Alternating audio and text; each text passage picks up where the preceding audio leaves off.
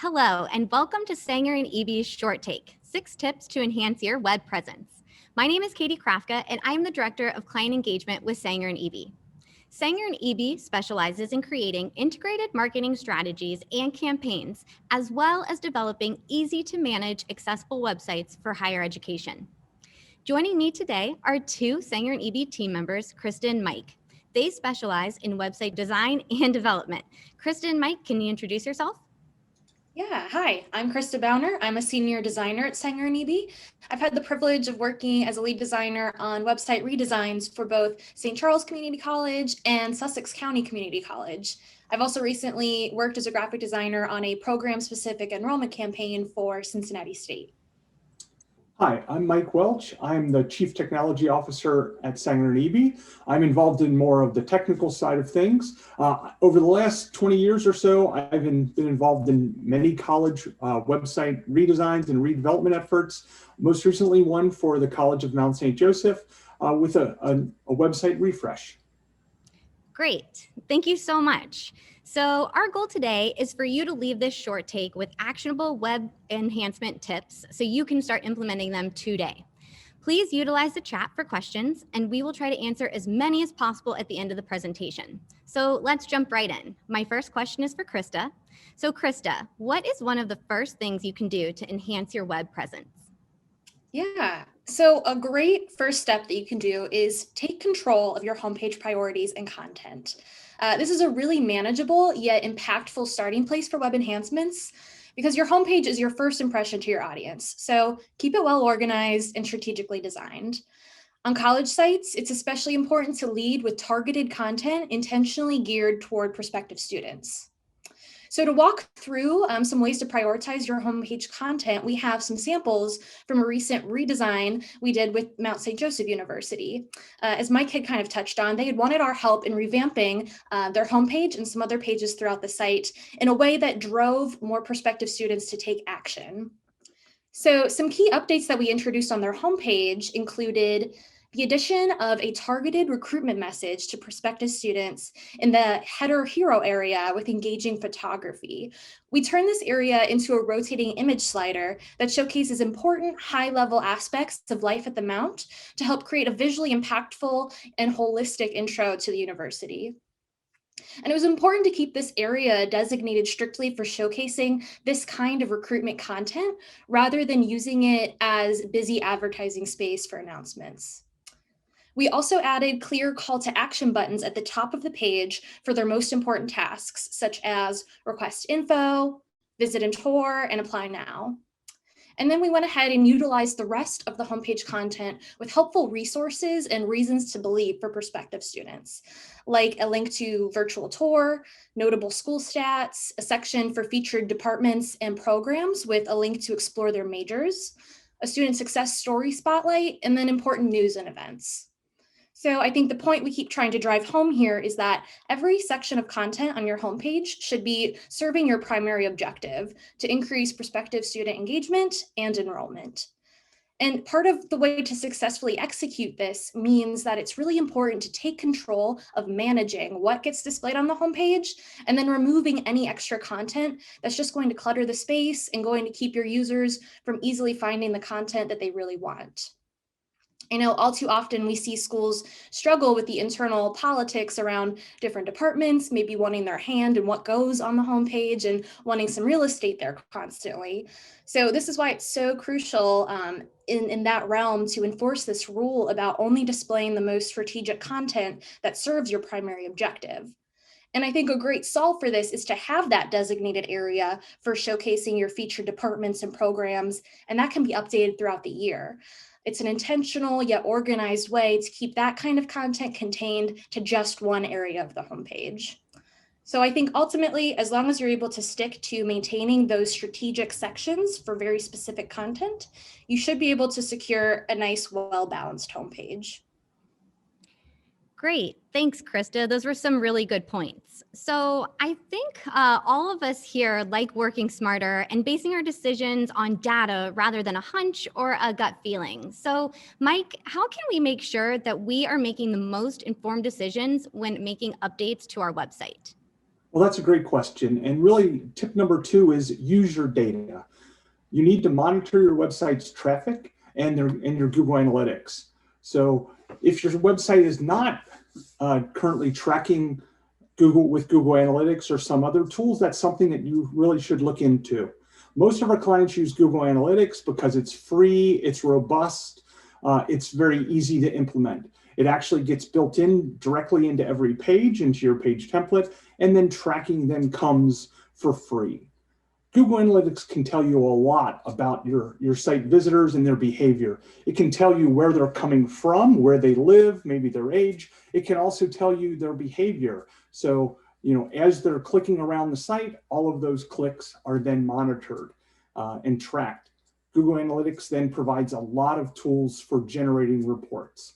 So, if you have some important pages that you want people to go to, you want your prospective students to go to, and they're not getting there, and they're not among your most popular, that's where you can go in and with Google Analytics, determine where those breakdowns are, and then potentially make changes to your site to improve the flow of your visitors through the site.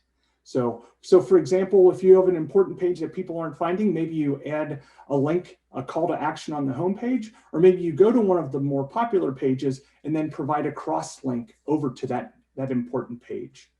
Okay, so it's really important to understand your bounce rate. So what is a bounce rate? A bounce rate is the percentage of people that come to a page, but then don't click or go any further.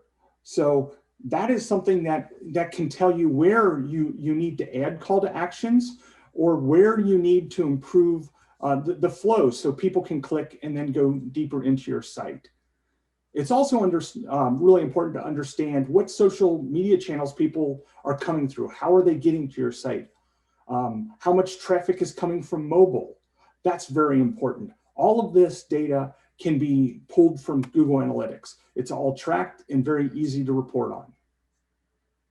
Thank you so much, Mike, for those tips and utilizing the data that we have at our fingertips every day. So, Krista, now that we understand more about using our data, how can we leverage this information and make sure we're attracting the right audience to our website? Yeah, absolutely. So with the data that you gather from your analytics, use these insights to fine-tune your user experience around prospective students. So we know from industry research that improving both your user interface design and your user experience design, or UX, would greatly improve conversion rates on your site. So if you're not liking the way that your conversions and other analytics are looking, it might be time to reevaluate your site's UX. Please focus on your users. So are you setting them up for success on your site?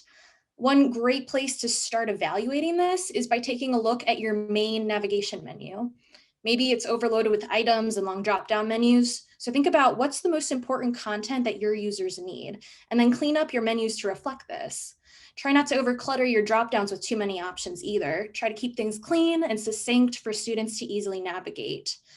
One particular method to help evaluate this could be to conduct a simple user test with a handful of students and observe if they encounter struggles with locating important content via the main menu. We actually did this recently on a project with Northern Kentucky University because their library's website was in danger of actually losing accreditation because they weren't meeting set standards for their site's usability. So to conduct these tests, we identified a handful of key tasks that they needed their users to perform on their site. And then we evaluated how successful or not our testers were at completing those tasks within the existing nav structure.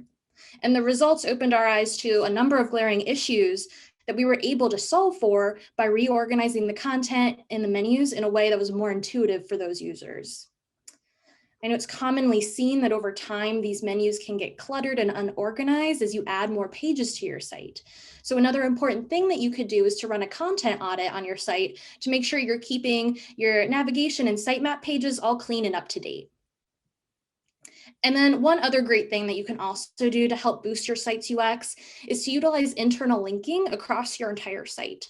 So this means adding cross links to other related pages on every page of your site, really. You don't want your pages to be a dead end, so always try to provide links to other helpful related content. One specific way we did this on NKU's library site was by providing bold buttons to get help on every page. So even if users were struggling to find the exact info they needed, they at least had an easy access to this button for contacting the librarians for help. And then we also made sure to include text links and call outs to related pages wherever we could across all of the pages. So our goal was to provide users with multiple opportunities to find related content in different areas of each page. So taking all of those things together not only helps your user to better complete their tasks, but it can be very helpful in reducing your bounce rates as well. Those are some really good tips, Krista. It's really important for us to remember that our website is one of our most valuable marketing tools. And I think it would also be remiss of us to not acknowledge the amount of people who are viewing our websites on their mobile device. Mike, can you walk us through the important things to consider when thinking about creating a good mobile experience? Oh, certainly. So our next tip is you need to evaluate your site for mobile. You need to ensure that all of your functionality is mobile friendly. So the most important point that I like to think is think mobile first. So over half of the internet traffic that is web browsing comes from mobile devices. So it's very important that your site is responsive. So responsive web design, that's an approach that creates dynamic changes to the appearance of your site based on the screen dimensions. So whether the visitor is on a desktop, a tablet, or a mobile device, your site should respond appropriately and display the content, according to the size of the screen. So, you'll have one site, but it responds differently based on the size of the screen. That's really the most important definition. So the best way to test your site is to pull out your phone. So if you have features or you've added new content to your site, you're probably doing that on your desktop and publishing it from your content management system and testing it there. But I think it's really important to pull out your phone and test it there as well. All of your functionality should be mobile friendly. So that could be anything from a virtual tour, the latest video that you've posted. Maybe it's a contact us form, especially those, because that's what people are using. That's what your prospective students are doing first. They're finding your website on their phone first. And they're potentially going to go through the whole process, the whole application process on their phone. So it's really important to test it there. So there are a few things that you want to avoid when you're thinking in a mobile first mindset. Mouse over interactions that might be cool on your desktop as you move your mouse around, they don't work when you're on a touch device. Pop-ups, yeah, they might be great on a desktop to grab your attention, but pop-ups just get in the way on a mobile device. Slow pages with large desktop images, you don't want to really pay the penalty to have to download those on a small phone. So avoid those things. And then just something basic, your navigation should work naturally on a phone. You should be able to scroll with your thumb and click on all of the links just nice and easily with your phone. Small fonts, for example, are very often used in the footer links. But when you're on a mobile device, you want to make sure that your footer links are actually larger, because when people go to click on those links, they need to be able to do that effectively. So you need the fonts to be a little bit larger and to have those links spread out. So when my big fat thumb goes to click on it, I'm able to do it. So it's really important, since mobile does account for more than half, that you think mobile first and test things. Great information, Mike, and timely information too, in a world that is becoming more and more mobile by the day. So we're working hard, we're making impactful changes to our website, including prioritizing homepage content, using our data, and talking to prospective students. But Mike, how do we also make sure that we're showing up in search results? Well, that's a great question. So you really need to optimize your site for search engines. So in today's world, that's optimizing for Google and Bing and other sites to come and spider your site or index your site. So you need to do some things that ensure that you're not deterring the search engines to come to your site. So some things that are really important to Google are a site must be secure. So it needs to use HTTPS. So that's a fancy way of saying that it's secure. Back in the day, it was okay that you only needed to use HTTPS when you were perhaps collecting credit card information. Not anymore. Google really is looking for all sites to use HTTPS to keep the web safe. Also, as we mentioned, responsive is very important. Google looks at that to see if your site is mobile friendly and can use that to increase your relevance in search results. If you're not responsive, your site can be penalized for that. Fast loading, Google is always making sure that, if your site is fast, it's going to be more important to come up in search results. And then also accessible. So a lot of the things that we do for accessibility also benefit search engine optimization. So for search engine optimization, there's a few tips that I would always pass on. Using alt tags for your image is important. Using user-friendly or search engine-friendly URLs, that's important. And just really having the proper HTML markup. So on every page, the H1 tag or that header tag should be, should be the page title, and that page title should use terms that people are going to be searching for. You can also use things like structured data. So if you want to learn more, you can actually Google that, but there's ways of putting structured data on your site so that it actually assists Google in finding more data on your pages. But really, most importantly, having high quality content that's relevant to your visitors, that's really the most important. So that's what I would really kind of summarize. It always comes back to having good content with the terms that people are going to be searching for. Great. Those are some really important insights, Mike. So it definitely sounds like content is a super important part of SEO and showing up in search results. Krista, how do we evaluate our website content and make sure we're serving up our information in the best way possible? Yeah, excellent question. So I think last thing we can drive home is to keep your page content easy to scan through. This last tip is another relatively easy but very effective way to enhance your web presence. Scannability is one of the essential factors of website usability today, because rather than reading everything word by word, most of your users will first scan the page to find out why and how it's useful for them. So if nothing catches their eye within the first minutes of viewing, the risk is pretty high that the user would go away. That's why it's so important to keep your pages well laid out and visually interesting. Well-scanned pages become much more efficient with task completion. Users will achieve their goals faster. They'll make fewer mistakes in their search for content. And overall, it'll increase your retention rates and the credibility of your site. So prioritizing content with visual hierarchy would be my first step in creating an easy to scan page. Properly using your header tags to organize your content and style them with your H1 tags, H2s, H3s, etc. That designates your main headline, H1, your subheads, H2, body copy, and so on. And this positively affects SEO rates, like Mike had briefly touched on, but it also makes it easy to identify the distinct sections of your page. On your headlines and subheads, make sure that you're using easy to read fonts and text styles that will visually break up your paragraphs with different sizes, color, and contrast. Users can get overwhelmed when they see really long pages or paragraphs of content on a page. So break up the monotony by using different component types also that will visually display content in an interesting way. We prioritize this in all of our website redesigns, and we can use MSJ's recent updates as another example here.